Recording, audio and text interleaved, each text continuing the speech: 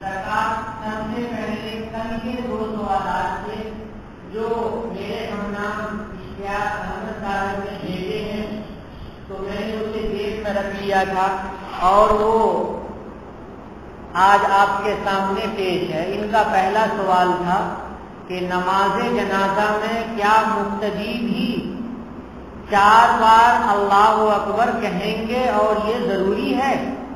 ہاں، نماز جنازہ میں 4 تکبیریں 4 رکعت کے برابر ہیں، تو یہ تکبیریں سب لوگ کہیں گے، سب ان کی گویا کہ نماز جنازہ ہوگی، تو 4 تکبیریں کہیں گے۔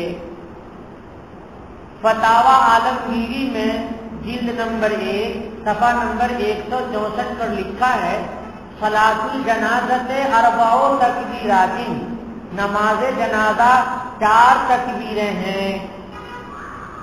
ولو ترک واحدۃ منها، اگر کسی نے ان میں سے ایک کو چھوڑ دیا، لم تجب صلاتہ، تو اس کی نماز نہیں ہوگی۔ ان کا دوسرا سوال ہے کہ نماز تراویح کے لیے کیا ہر 2 رکعت کے بعد نیت کرنا ضروری ہے؟ اس کا جواب یہ ہے کہ نیت پہلے سمجھیں کہ دل کے ارادے کا نام ہے، نیت دل کے پختہ ارادے کا نام ہے۔ تو اگر کوئی آدمی تراویح کی نماز پڑھ رہا ہے تو شروع میں کھڑا ہوا کہ انشاءاللہ زندگی باقی رہی تو 20 رکعت پڑھیں گے، تو دل کا ارادہ پکا ہو گیا۔ اب وہ 2 رکعت ختم کرتا ہے تو اگلی 2 رکعت کا دھیان آتا نہیں، خیال کہ اب اگلی رکعت باندھ رہے ہیں، بس یہی خیال کافی ہے، الفاظ ادا کرنے کی ضرورت نہیں۔ بعض لوگ ایسے ہوتے ہیں کہ جن کا دماغ حاضر نہیں رہتا، دماغ کی کمزوری کی وجہ سے بھولتے ہیں، شبہات وغیرہ رہتے ہیں، تو ایسے لوگوں کو کہ جن کا ارادہ پکا نہیں ہوتا ہے تو الفاظ بھی ادا کرنا جائز ہے۔ وہ کون سے الفاظ ادا کرے گا؟ اپنی زبان سے جو نکل جائے وہ ٹھیک ہے۔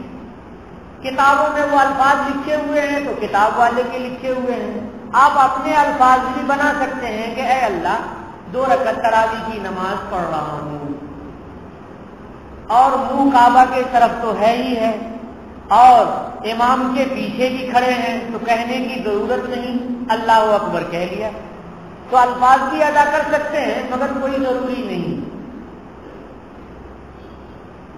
اس کے بعد زکوٰۃ کے چند مسئلے آپ سماعت فرمائیں گے۔